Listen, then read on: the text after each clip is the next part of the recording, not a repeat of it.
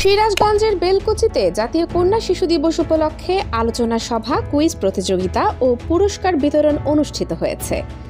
৮ October বুধবার দুপুরে বেলকুচি উপজেলা অডিটোরিয়ামে বেলকুচি উপজেলা নির্বাহী অফিসার আফরিন জাহানের সভাপতিত্বে মাতৃভূমি কালচারাল একাডেমির স্বত্বাধিকারী মোহাম্মদ নাজমুল হাসানের সঞ্চালনায় প্রধান অতিথি হিসেবে বক্তব্য রাখেন বেলকুচি উপজেলা মহিলা বিষয়ক কর্মকর্তা হাসনাত জাহান।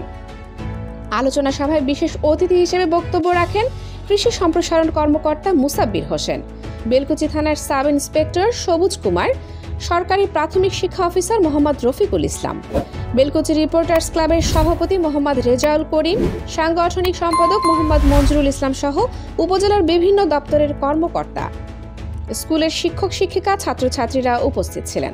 আলোচনা শেষে কুইজ প্রতিযোগিতায় অংশগ্রহণকারী বিজয়ীদের মাঝে পুরস্কার তুলে দেন বেলকুচি উপজেলা নির্বাহী অফিসার আফরিন জাহান।